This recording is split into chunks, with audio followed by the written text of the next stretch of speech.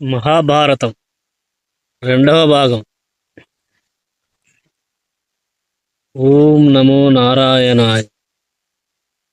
అంబ ఆ పూలదండను తీసుకుని మరలా ప్రతి రాజకుమారుడి వద్దకు వెళ్ళి ఆ మాల సుబ్రహ్మణ్య స్వామి ప్రసాదించిందని, దానినెవరైనా ధరించి యుద్ధంలో భీష్ముడిని చంపి తన వేదనను పోగొట్టాలని కోరింది. కాని గతంలో వలనే ఏ రాజు భీష్ముడితో తగవు ఇష్టపడలేదు.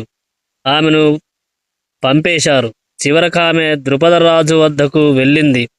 అతడు భీష్ముడితో విరోధానికి ఒప్పుకోలేదు.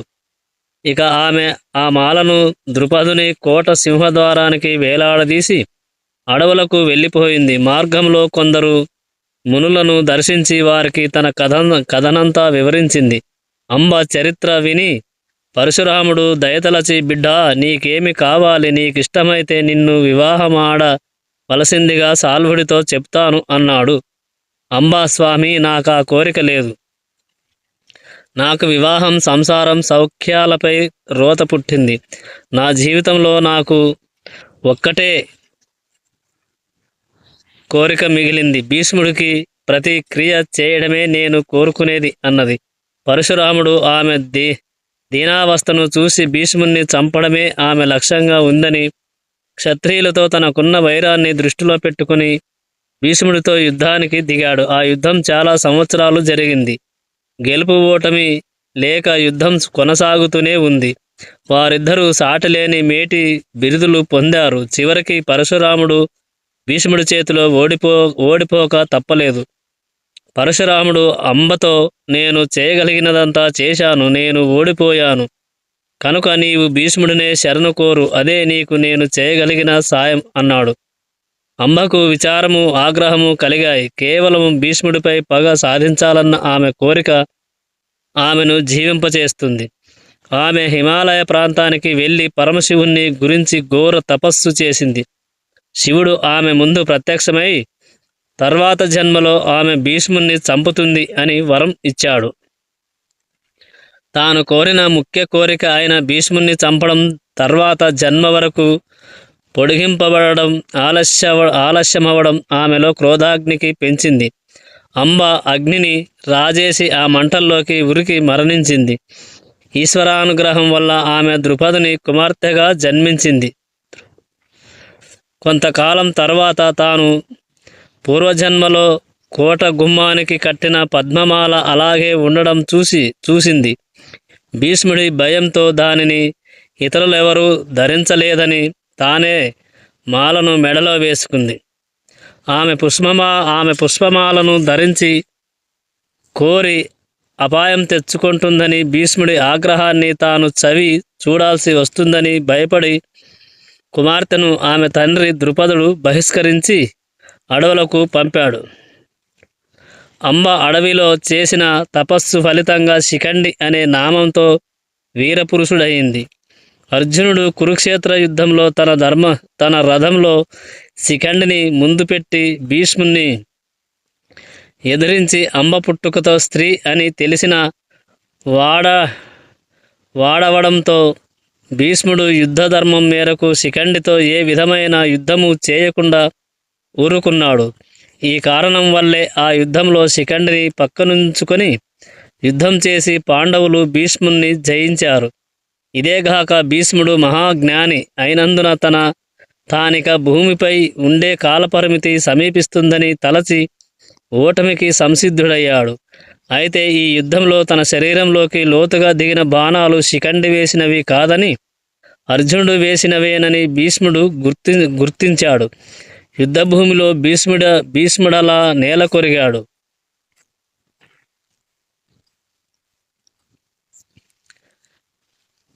నాలుగవ అధ్యాయం. దేవయాని కసుడు.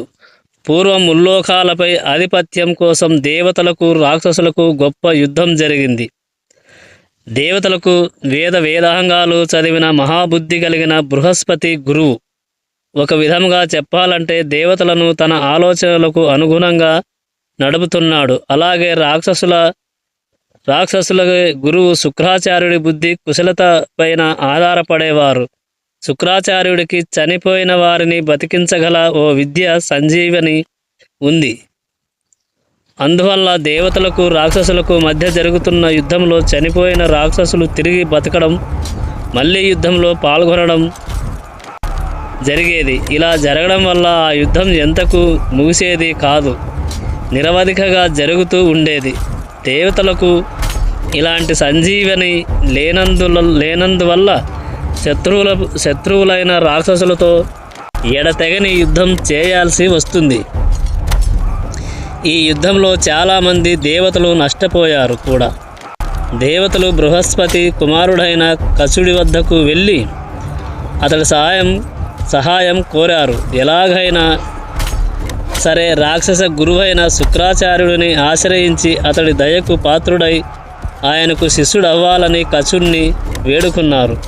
శుక్రాచార్యుడి వద్ద నమ్మకం కలిగిన శిష్యుడిలా వ్యవహరించి సంజీవని రహస్యాన్ని తెలుసుకొని దేవతలకు మహోపకారం చేయాలని రాక్షసులు కసుడిని కోరారు. కసుడు దీనికి అంగీకరించారు. దేవతలకు మహోపకారం చేయాలని రాక్షసులు కసుడిని కోరారు. కసుడు దీనికి అంగీకరించాడు. రాక్షస రాజైన శుక్రాచార్యుడిని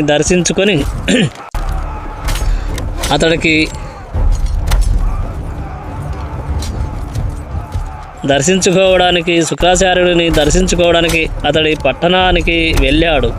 శుక్రాచార్యుడి ఇంటికి వెళ్ళిన కసుడు ఆయనకు నమస్కరించి, అయ్యా, నా పేరు కసుడు, అంగీరస ఋషి మనుమన్ని, బృహస్పతి కుమారుణ్ణి. మీ వద్ద విద్యనభ్యసించడం కోసం వచ్చిన బ్రహ్మచారిని. అప్పటి కాలంలో తగిన శిష్యుడు కోరినప్పుడు బుద్ధిమంతుడైన గురువు ఆ శిష్యుడికి విద్య చెప్పాలనే న్యాయ సూత్రం ఉండేది.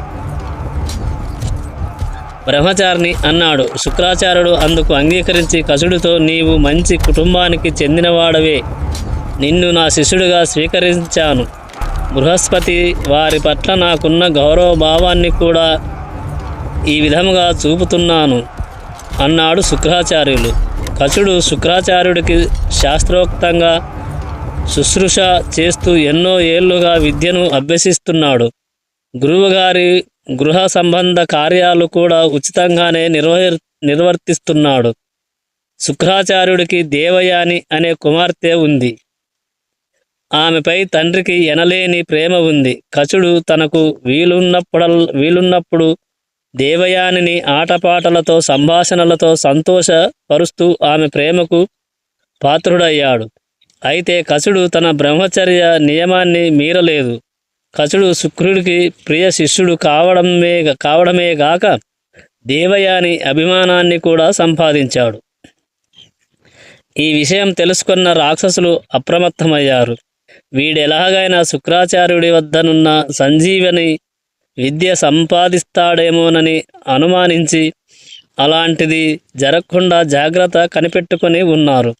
ఒకనాడు కసుడు తన గురువుగారి పశువులను మేపుతుండగా రాక్షసులు అతన్ని ముక్కలుగా నరికి వానిని కుక్కలకు ఆహారంగా వేశారు.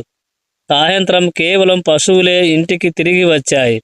కసుడు రాకపోయిన విషయాన్ని గమనించిన దేవయాని, ఒకనాడు కసుడు తన గురువు గారి పశువులను మేపుతుండగా రాక్షసులు అతన్ని ముక్కలుగా నరికి వాటిని కుక్కలకు ఆహారంగా వేశారు. సాయంత్రం కేవలం పశువులే ఇంటికి తిరిగి వచ్చాయి. కసుడు రాకపోయిన విషయాన్ని గమనించిన దేవయాని ఆందోళన చెంది తండ్రి వద్దకు వెళ్ళింది.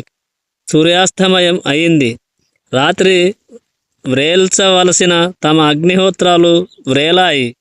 ఇంకా కసుడు ఇంటికి చేరలేదు.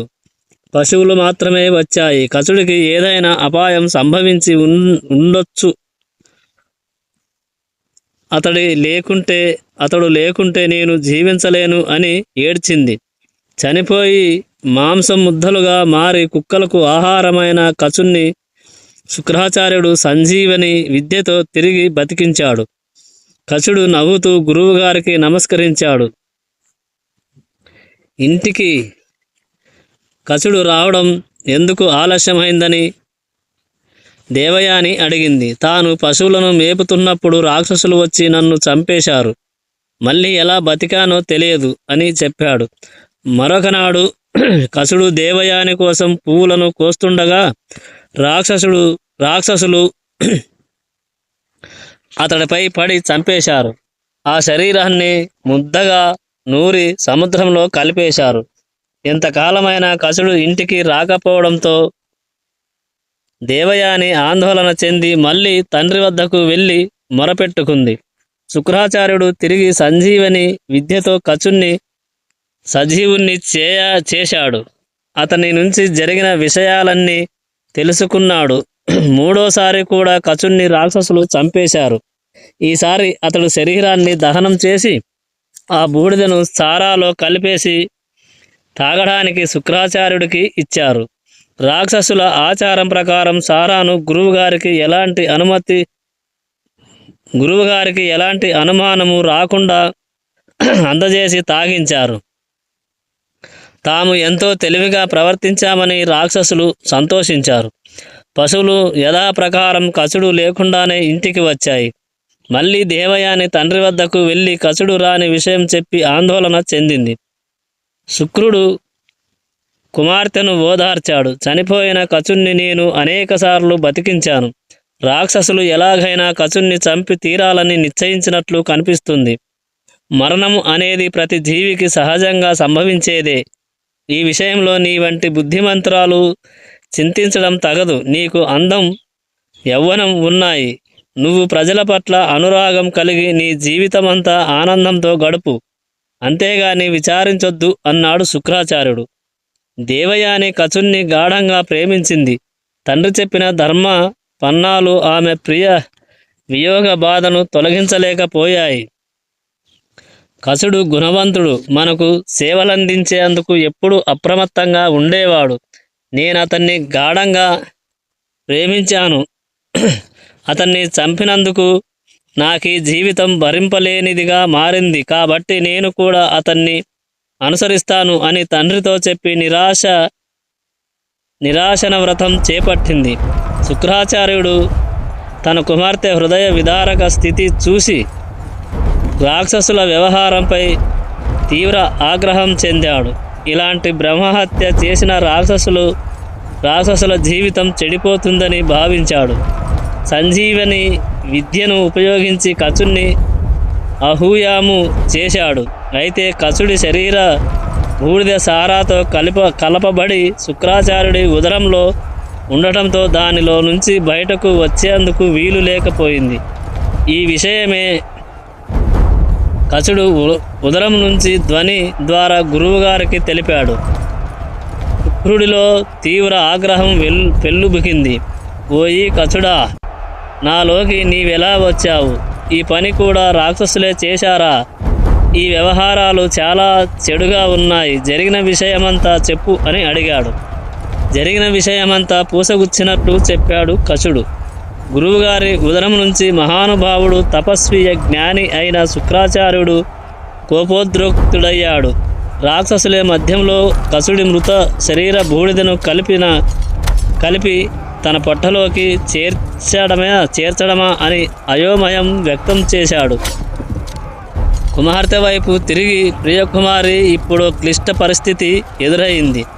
కచుడు జీవించాలంటే నా పొట్ట చీల్చుకొని బయటకు రావాలి, అంటే నా మృతి తప్పదు అన్నాడు. దేవయాని ఏడుస్తూ, అయ్యో, ఏ మార్గం చూసినా నా మరణమే నిశ్చయం అనిపిస్తున్నది. మీ ఇద్దరిలో ఎవ్వరు మరణించినా నేను జీవించను అంది. శుక్రాచార్యుడు ఈ చిక్కు నుంచి ఎలా తప్పించుకోవాలా అని ఆలోచించసాగాడు. ఈ పరిస్థితికి అర్థం స్ఫురించింది. ఇదొక నాటకమని అతడికి అర్థమైంది. ఓ బృహస్పతి కుమారుడా, నీవు నా వద్దకు ఏ ఉద్దేశంతో వచ్చావో ఇప్పుడు నాకు తెలిసింది. నిశ్చయంగా నీ కోరిక నెరవేరినట్లే. దేవయాని కోసం నిన్ను బతికించాలి. కావున ఇప్పుడు నాకు కనిపించే మార్గమేమంటే, నీవు నా పొట్టను చీల్చుకొని వచ్చినప్పుడు నేను చనిపోతాను. ఆ తరువాత నన్ను బతికించడానికి గాను నీకు సంజీవని విద్యను ఉపదేశిస్తాను. తర్వాత నన్ను సజీవుని చెయ్యి.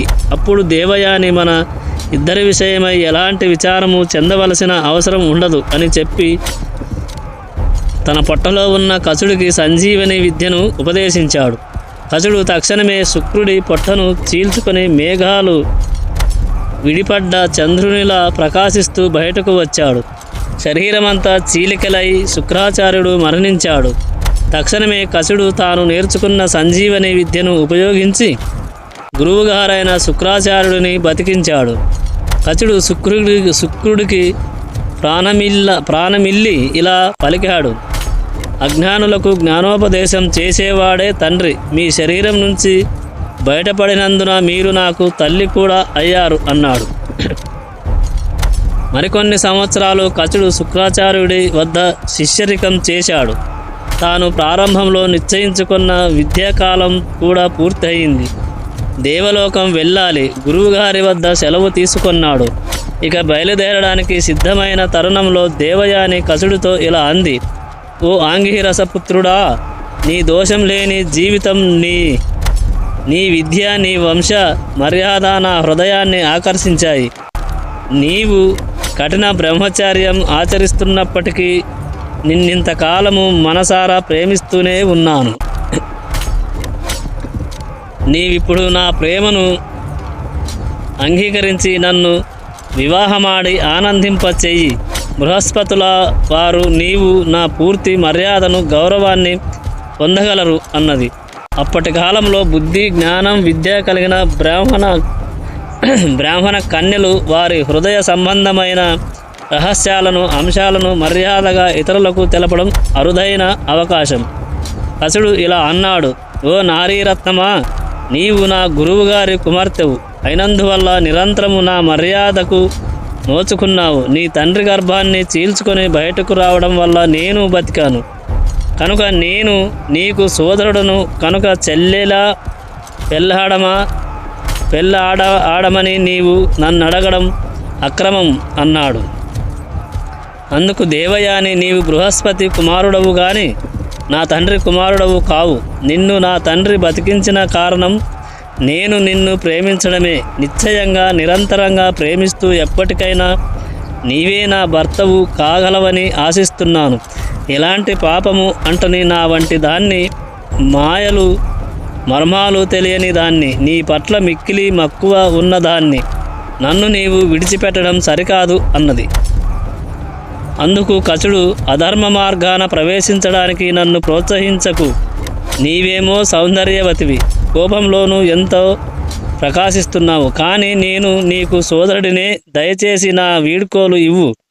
నిత్యము నిరంతరము నా గురువైన శుక్రాచార్యుడిని పూర్తిగా పూజిస్తూ ఉండు, సేవ చేస్తూ ఉండు అంటూ కచుడు మెల్లగా అక్కడ నుంచి దేవతల రాజు అయిన ఇంద్రలోకానికి బయలుదేరాడు. శుక్రాచార్యుడు తన కుమార్తెను ఓదార్చాడు. 5వ అధ్యాయం దేవయాని వివాహం.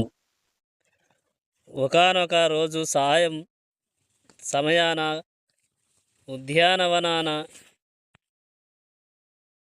విహారంతో అలసిపోయిన రాక్షసరాజు వృషపర్వుని కుమార్తె శర్మిష్ఠి నిర్మలంగా పారుతున్న సెలయేటి వద్దకు వెళ్ళింది. శర్మిష్ఠి, దేవయాని సహా అందరూ వారి వస్త్రాలు ఒడ్డున ఉంచి స్నానం చేయడానికి నీటిలోకి దిగారు. ఇంతలో గాలి వచ్చి వారి వస్త్రాలన్నీ కలిసిపోయి కుప్పగా పడిపోయాయి. స్నానాలు అయిన తరువాత తమ వస్త్రాలను ధరించే సమయంలో పొరపాటున శర్మిష్ఠ దేవయాని వస్త్రాలను ధరించింది.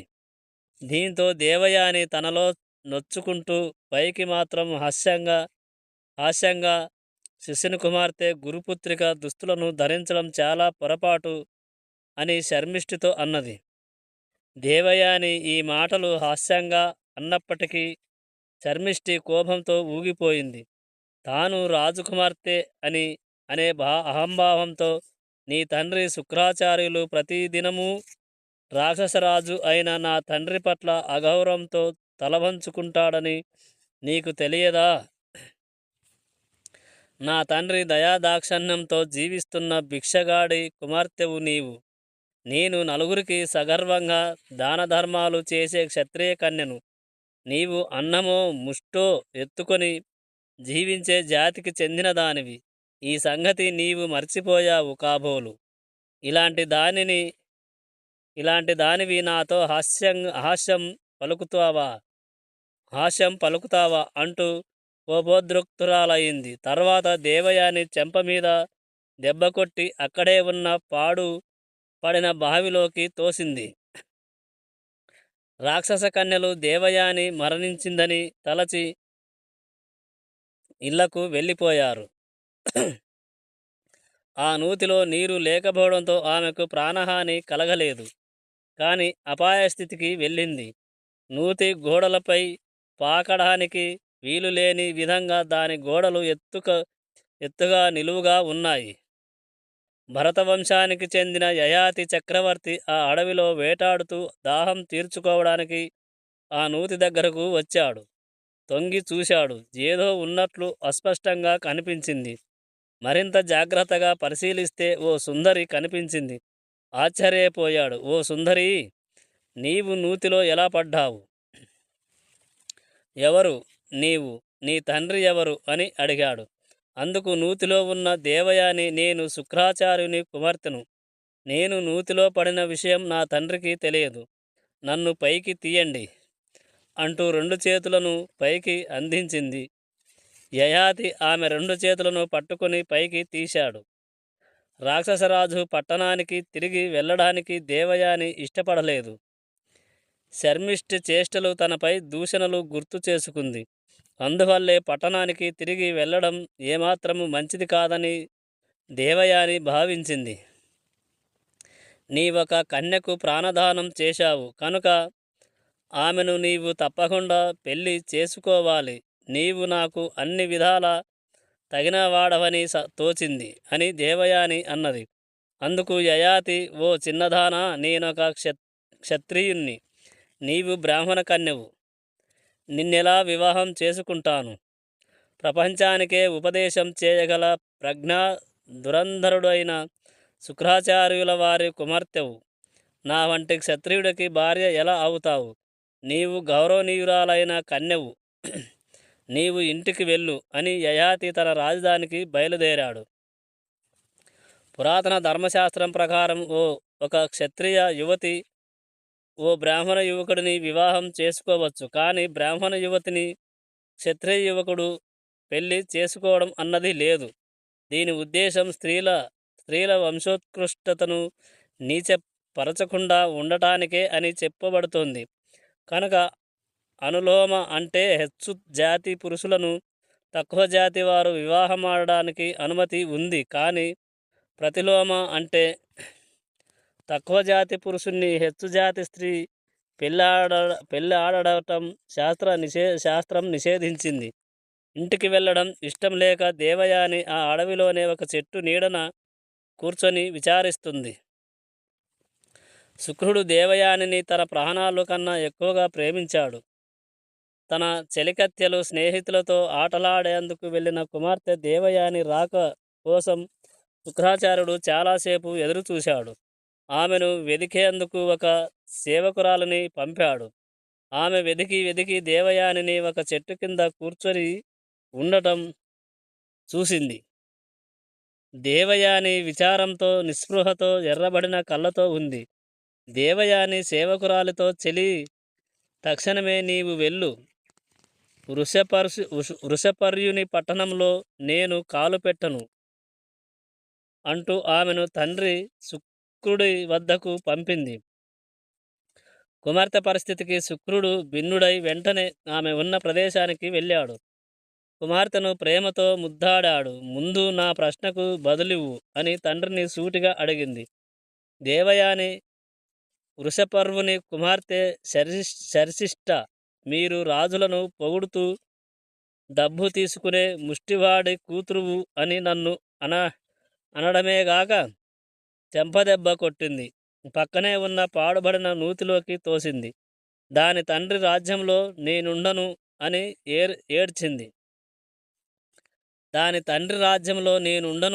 ఏడ్చింది. శుక్రాచార్యుడు గంభీరంగా, ఓ దేవయాని, నీవు సభల్లో రాజుల కీర్తి పాడుకొని జీవించేవాడి కూతురువి కాదు. నీ తండ్రి ఇతరులను పొగుడుతూ బతికేవాడు కాదు. ఈ ప్రపంచమంతా గౌరవించే నా కూతురువి. దేవతల రాజు ఇంద్రుడికి ఈ సంగతి తెలుసు. వృషపర్వుడు కూడా నేనతడికి చేసిన ఉపకారం మర్చిపోయేవాడు కాదు. ఏమైతే ఏమి, మంచివాడు తనను తాను ఎప్పుడూ పొగుడుకోడు. కనుక నా గొప్పతనం గురించి నేను చెప్పాల్సిన పని లేదు. నీవు కుటుంబానికి గౌరవం సంపాదించగల స్త్రీలలో మణిపూసవు. ఓపిక పట్టు, ఇంటికి వెళ్దాం పద అన్నాడు. ఈ సందర్భంలో వ్యాసుడు ప్రజల కోసం చేసిన ఉపదేశాలను శుక్రాచార్యుడు దేవయానికి వివరించాడు. ఇతరుల నిందలను ఓర్పుతో సహించి ఉన్నవాడే ప్రపంచాన్ని జయిస్తాడు. మాట వినని రథాశ్వాలను ఓర్పుతో లొంగదీసుకునేవాడే రథసారథి అవుతాడు. అంతేగాని నిమ్మిత మాత్రం కళ్ళెం పట్టుకొని గుర్రం ఎక్కడికి వెళ్తే తాను అక్కడికే వెళ్ళేవాడు రథసారథి కాదు. కోపం అణుచుకొని కార్యాన్ని సాధించాలి. ఎవరైతే పాము కుసుభం విడిచినట్లుగా క్రోధాన్ని విడిచిపెడతారో వారే వీరులు, నాయకులు అవుతారు. ఇతరులు తనను ఏమి చేసినా, చీకాకు పెట్టినా కలత చెందక ధైర్యంగా ఉండేవాడే తన కార్యాన్ని సాధిస్తాడు. 100 ఏళ్ళు బతికిన వాడి కంటే క్రోధం చెందనివాడే గొప్పవాడు. ఎవరైతే కోపం ప్రదర్శిస్తారో అతనికి స్నేహితులు, సోదరులు, భార్య, పిల్లలు దూరమవుతారు. ధర్మం, సత్యం తనను విడిచిపోతాయి. చిన్నపిల్లల వాక్యాలను బుద్ధిమంతులు లెక్క చేయరు అని వివరించాడు. దేవయాని, నేను చిన్నపిల్లనే గాని మీరు వివరించిన ఈ గొప్ప మాటలను అర్థం చేసుకుని తద్వారా మంచి ధర్మాలు నిర్వర్తించే వయసు నాకుంది. కానీ మాన మర్యాదలు తెలియని జనంతో జీవించడం మంచిది కాదు. తన కుటుంబాన్ని నిందించే ఇతరులతో బుద్ధిమంతులు కలిసుండలేరు. వారెంత ధనికులైనా వారు మర్యాద లేని వారే. నీచులు, జాతి బాహ్యులతో మంచివాళ్ళు కలిసి ఉండకూడదు. వృషపర్వుడి కూతురి నిందా వాక్యాలు నా హృదయాన్ని మండిస్తున్నాయి. ఆయుధాల వల్ల ఏర్పడిన గాయాలైనా కొంతకాలానికి మానతాయి, కానీ నిందాపూర్వక మాటలు చేసిన గాయాలు జీవితాంతం అలాగే ఉంటాయి అన్నది. శుక్రాచార్యుడు వృషపర్వుడి వద్దకు వెళ్ళాడు. అతన్ని తక్షణంగా చూశాడు. నిస్పష్టంగా ఆయనను ఉద్దేశించి, ఓ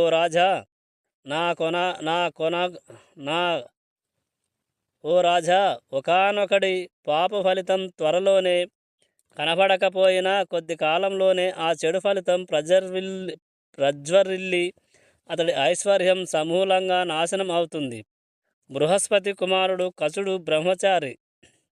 అతడు తన ఇంద్రియాలను జయించాడు, ఏ పాపము చేయలేదు. నా వద్ద శిష్యుడిగా ఉండి విశ్వాసంతో సేవలు చేశాడు. ఎప్పుడూ ధర్మాన్ని వదల్లేదు. నీ అనుచరులు అతన్ని చంపాలని ప్రయత్నించారు. ఆ పనిని సహించాను. మర్యాదగా జీవించే నా కూతురిని నీ కుమార్తె అమర్యాదకరంగా నిందించింది. పైగా నా కుమార్తెను ఓ నూతిలోకి తోసింది. నా కుమార్తె నీ రాజ్యంలో ఎంత మాత్రము ఉండదు. ఆమె లేకుండా నేనిక్కడ ఉండను. కనుక నీ రాజ్యం వీడి వెళ్తున్నాను అన్నాడు. రాక్షసరాజు వృషపర్వుడు ఖిన్నుడయ్యాడు. మీరిప్పుడు నా ముందు వెల్లడించిన అభియోగాల సంగతి నాకు తెలియదు. మీరు నన్ను విడిచి వెళ్తే నేను అగ్నిలో దూకి మరణిస్తాను అన్నాడు. దీనిపై శుక్రాచార్యుడు, మీ అనుచరుల కంటే నా కుమార్తె సౌఖ్యమే నాకు ముఖ్యం. ఆమె నా ప్రాణం కంటే నాకు ప్రేమపాత్రురాలు. ఆమెను నీవు శాంతింపచేస్తే మంచిది, లేకపోతే నేను వెళ్ళిపోక తప్పదు నిక్కచ్చిగా చెప్పాడు శుక్రుడు. వృషపర్వుడు తన పరివారంతో అడవికి వెళ్ళాడు. ఒక చెట్టు కింద కూర్చొని ఉన్న దేవయాని వద్దకు వెళ్ళి ఆమె పాదాల మీద పడ్డాడు.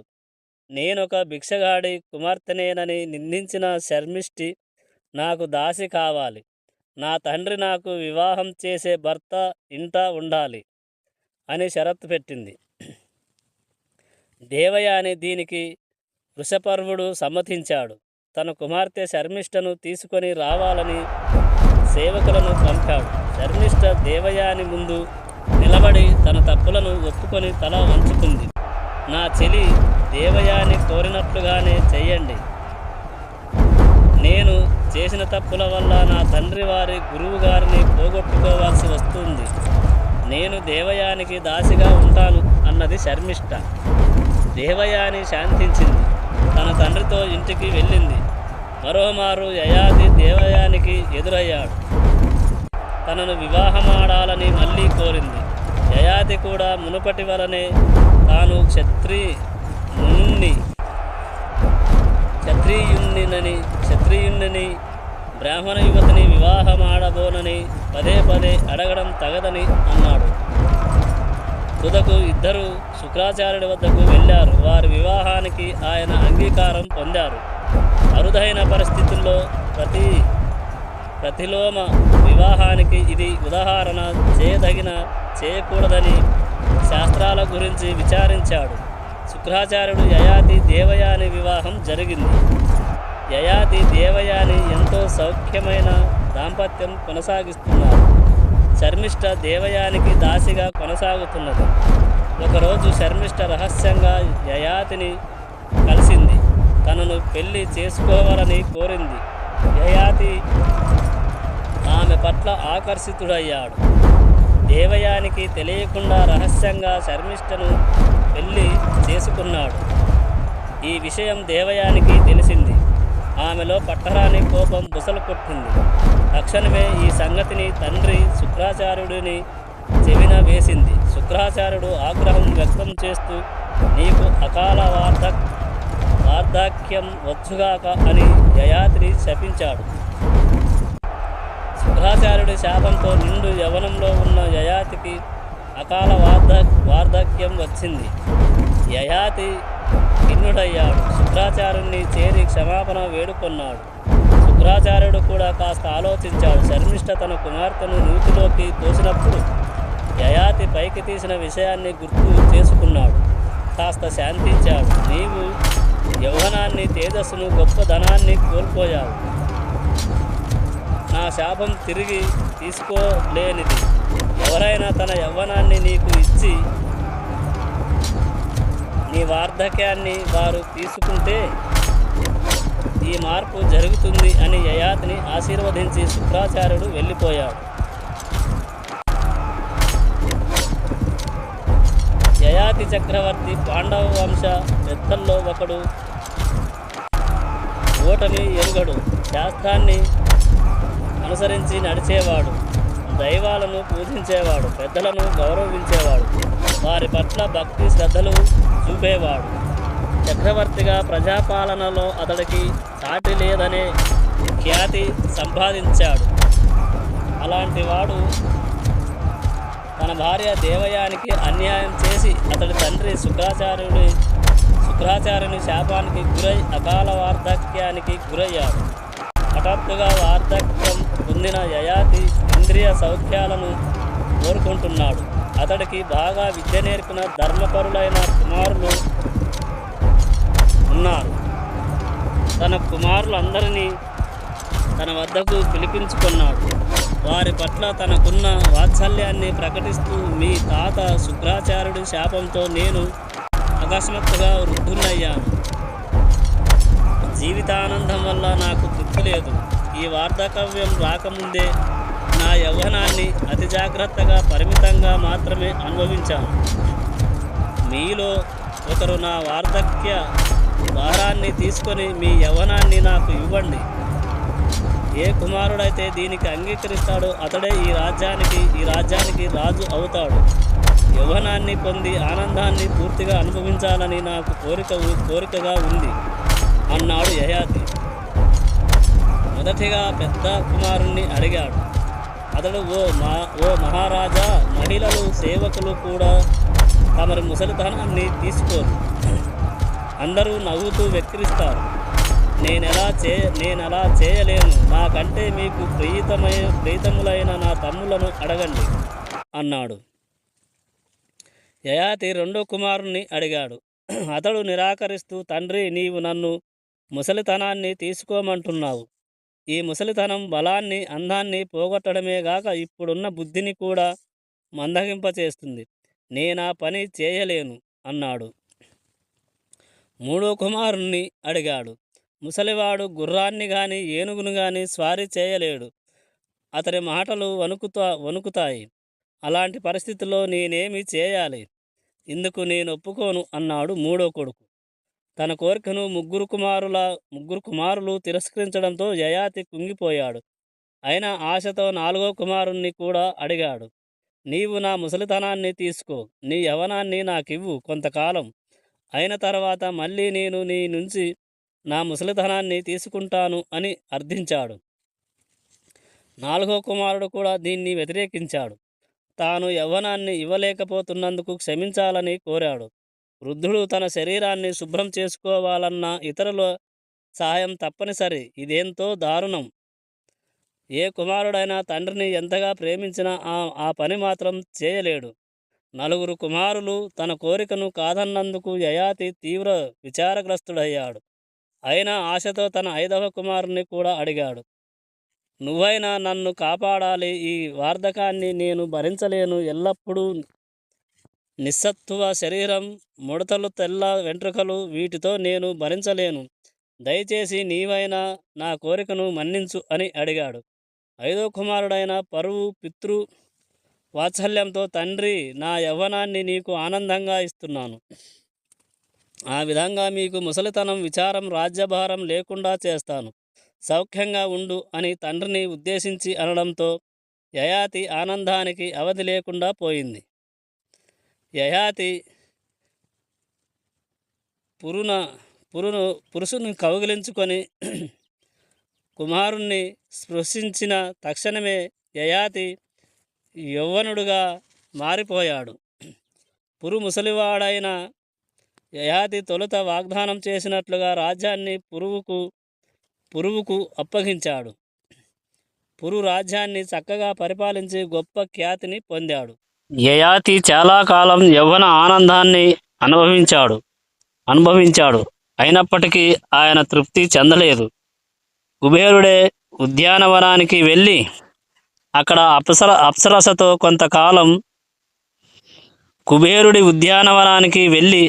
అప్సరసతో కొంతకాలం గడిపాడు. తనలో కామతృష్ణ తలుపునకు వచ్చిన కొద్దీ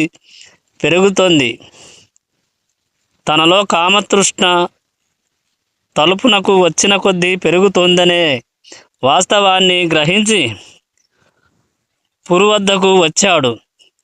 ప్రియకుమారా, ఇంద్రియ సంబంధమైన కోరికలు అగ్నికి ఆజ్యం తోడైనట్లుగా పెరగడమే గాని అవి తగ్గవు. కామవృత్తులు, ధనం, ధాన్యం, పశువులు, స్త్రీలు మొదలైనవి ఎన్నడూ పురుషుని కోరికలను సంతృప్తి పరచవు. ఇష్టాయిష్టాలకు అతీతమైన హృదయ నిర్మలత్వం కలిగితేనే శాంతి పొందగలుగుతాం. దానినే బ్రహ్మప్రాప్తి అంటాం. నీ యవ్వనాన్ని నువ్వు తీసుకొని ఈ రాజ్యాన్ని బాగా పరిపాలించు అన్నాడు యయాతి. తరువాత 5వ కుమారుని నుంచి వార్ధకాన్ని స్వీకరించాడు. తన యవ్వనాన్ని తిరిగి పొందాడు. యయాతి చేత పట్టాభిషిక్తుడయ్యాడు. యయాతి అడవులకు వెళ్ళి తపస్సు చేస్తూ శరీరాన్ని చాలించాడు. ఈ మహాభారతం వీడియో ఈ రోజుకి ఇంతటితో ముగిస్తున్నాం. మిగతాది రేపటి వీడియోలో తెలుసుకుందాం. 3వ భాగం రేపటి వీడియోలో తెలుసుకుందాం. ఓం నమో నారాయణాయ. జై శ్రీకృష్ణాయ.